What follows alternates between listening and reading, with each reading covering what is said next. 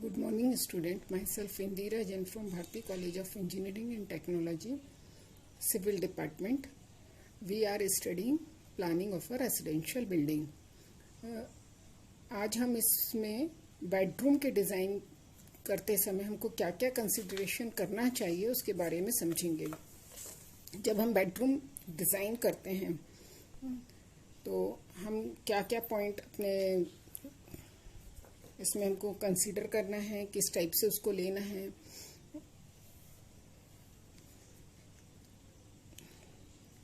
जो number of bedrooms हैं वो हम यदि डिसाइड करते हैं तो उसके पहले हमको जो स्पेस कितना है, हमारे पास अवेलेबल स्पेस कितना है, एक तो हमको ये देखना पड़ेगा हमारा प्लॉट साइज कितना बड़ा है, हमको बिल्टअप कितना मिल रहा है, और उसके साथ ही हमारा जो क्लाइंट है उसकी रिक्वायरमेंट क्या है, उसको कितने रूम्स मिनिमम उसकी रिक्वायरमेंट है, या वो मिनिमम या मैक्सिमम जो भी उसकी रिक्वायरमेंट है उसके हिसाब से क्या वो उसको फुलफिल कर पा रहा है, जो उसके पास एरिया अवेलेबल है वो उसकी रिक्वायरमेंट को फुलफिल कर पा रहा है कि नहीं।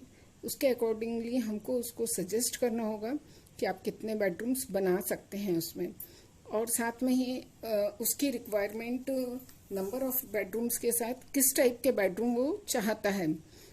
एक बहुत स्पेसियस बनता है बेडरूम कि हम उसमें बेड भी लगाते हैं, सिटिंग एरिया भी देते हैं, सोफ़ा वगैरह लगा के या कोजी वगैरह लगा के, टीवी वगैरह भी रखना चाहते हैं कई लोग बेडरूम में। तो उसकी रिक्वायरमेंट्स क्या हैं सबसे पहले हमको वो समझना होगी, और उस रिक्वायरमेंट के साथ हमको स्पेस जो है उसको मैच करना पड़ेगा कि क्या उसकी रिक्वायरमेंट और उसका जो स्पेस हमको मिल रहा है बिल्टअप वो मैच कर रहा है कि नहीं।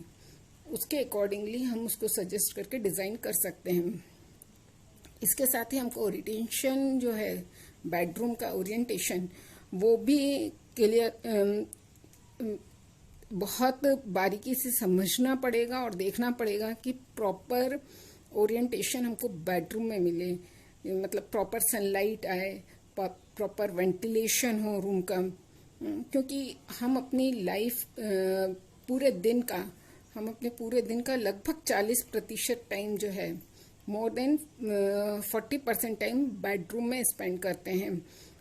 इवनिंग में हम ये मान के चलें ओवरनाइट रात को 9 बजे से सुबह 7 बजे तक ऑन एन एवरेज हमारा टाइम बेडरूम में व्यतीत होता है। हमको वहाँ पर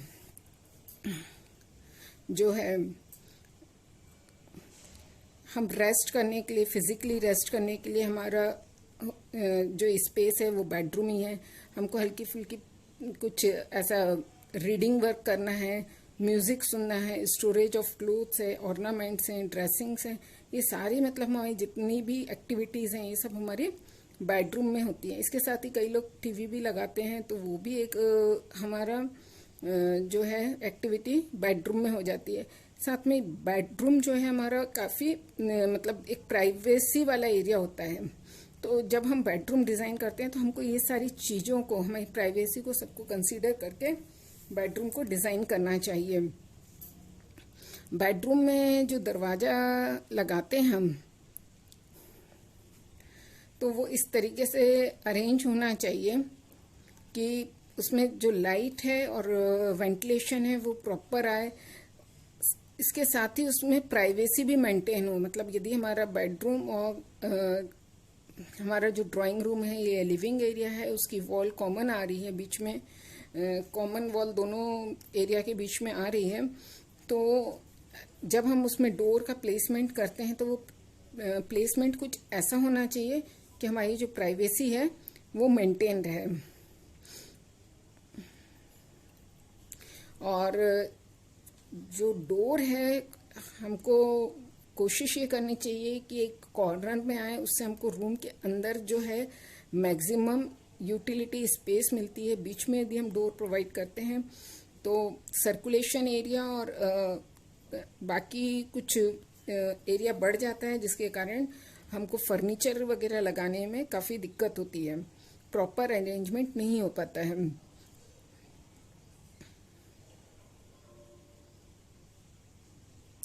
और यदि हमारे को डोर जो है कॉर्नर में नहीं आ रहा है तो मिडिल में ही डोर लेना पड़ रहा है, तो हमको डोर की प्राइवेसी के लिए इंटरनल या एक्सटर्नल, रूम के इंटरनल में या रूम के बाहर एक कर्टेन वॉल देना पड़ती है, जिससे कि रूम की प्राइवेसी मेंटेन हो सके।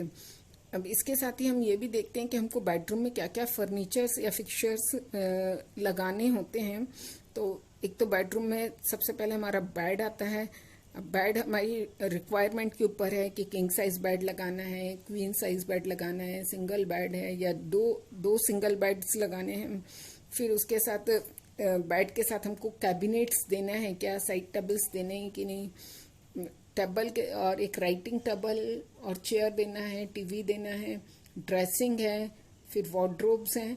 इस प्रकार से हम एक पूरा वर्कआउट करते हैं सबसे पहले कि हमारे जो फर्नीचर्स हैं वो कौन कौन से हमारे फर्नीचर्स रिक्वायर्ड हैं और उसके लिए हमको कितना स्पेस चाहिए। उसके अकॉर्डिंगली फिर हम रूम का साइज भी फिक्स करते हैं और उसका लेआउट फिक्स करते हैं, उसकी डोर की पोजीशन, विंडोज की पोजीशन, ये सब फिक्स हम फर्नीचर के साथ करके प्लान को फाइनल करते हैं। मैं आपको अभी कुछ बेडरूम्स के लेआउट्स दिखा रही हूँ।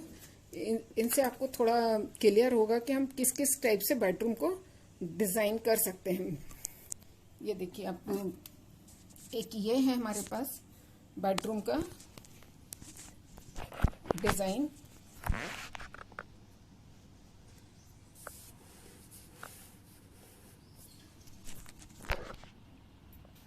देखिए, ये है हमारा बेडरूम। इसमें हमारा ये एंट्री पॉइंट है बेडरूम का। इससे ये हमारा बेडरूम का जो साइज है ये 3.3 मीटर बाई 5.35 मीटर का है। ठीक है, इसमें ये double king size double bed लगा हुआ है। ये साइड में राइटिंग टेबल है और साइड में वार्डरोब दिया हुआ है। ठीक है, इसके साथ ही इसमें इन्होंने ये एक ड्रेसिंग रूम भी बनाया है और टॉयलेट भी है। अब इस लेआउट में आप देखेंगे जो एक ड्रॉबैक मेरे को लगता है वो इसमें यह है कि इसकी ज़रूरत नहीं थी, अननेसेसरी हमने इसमें जो है एक चीज़ एक्स्ट्रा दी है कि एक डोर हमने टॉयलेट में यहाँ से भी दिया है और एक ड्रेसिंग में से भी दिया है।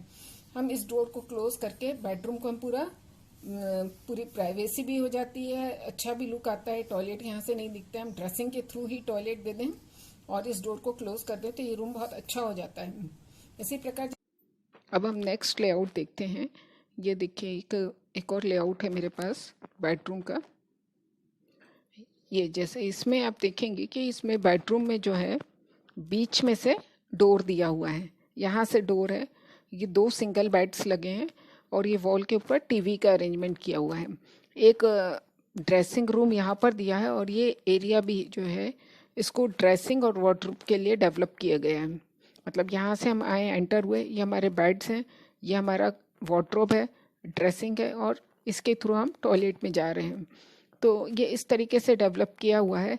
यदि हमको इस रूम में कुछ हम चेंज करें तो इस शायद और बेटर हो जाता यदि इसको हम ये dressing area as it is रखें और ये वॉल को हटा दें तो ये स्पेस काफ़ी बड़ा हो जाता है।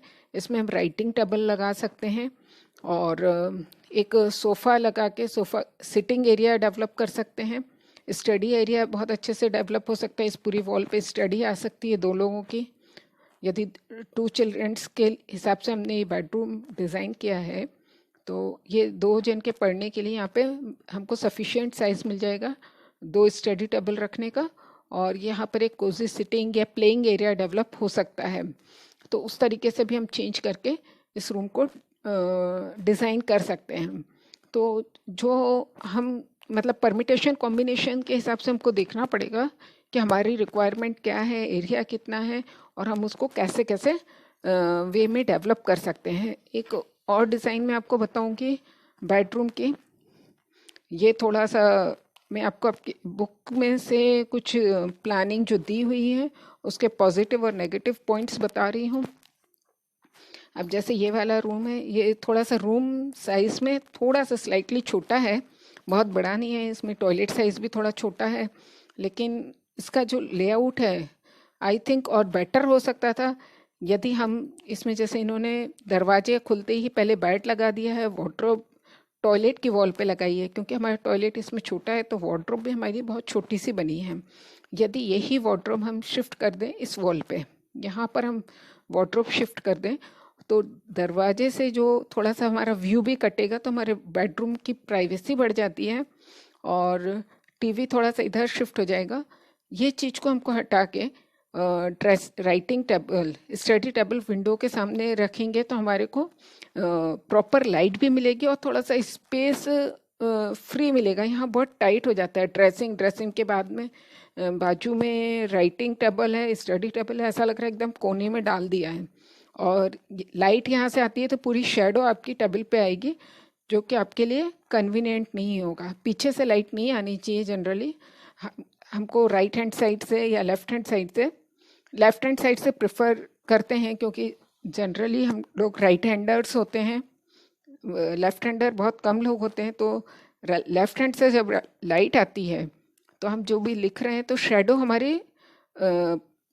या पढ़ाई कर रहे हैं तो हमारे वर्क के ऊपर शेडो नहीं आती है, शेडो पीछे जाती है। तो उस चीज़ को भी हमको ध्यान रख के डिज़ाइन करना होता है। तो जैसे ये बेडरूम ये डिज़ाइन किया हुआ है, लेकिन इसको हम कैसे इम्प्रूव कर सकते हैं, इस तरीके से ये जो चीज़ें मैं आपको बताई ये हम अपने ड्राइंग में बनाने के पहले सोच के उसको वर्कआउट करें तो बेटर होगा। तो ये इसके साथ ही ये हमारा बेडरूम वाला पार्ट कंप्लीट होता है। नेक्स्ट वीडियो में हम आपको अच्छा, इसमें एक चीज़ और है, एक चिल्ड्रंस बेडरूम वाला पार्ट है, उसको भी मैं इसी में कवर कर देती हूँ। हम जब देखते हैं कि चिल्ड्रंस बेडरूम, तो चिल्ड्रंस बेडरूम में क्या क्या चीज़ होनी चाहिए for both male and female child.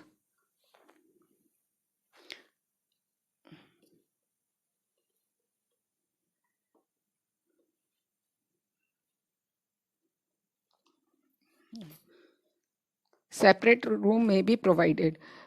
Mail और फीमेल चाइल्ड है, एक बॉय और एक गर्ल है तो उसके लिए अलग अलग प्रोविज़न होना चाहिए बेडरूम्स के। यदि पॉसिबल नहीं है तो इतना ये ज़रूर करना चाहिए कि उनके जो बेड्स हैं वो अलग अलग हों। कभी उस केस में हमको 2 सिंगल बेड प्रोवाइड करना चाहिए, कॉमन बेड या ट्विन बेड नहीं देना चाहिए बच्चों को।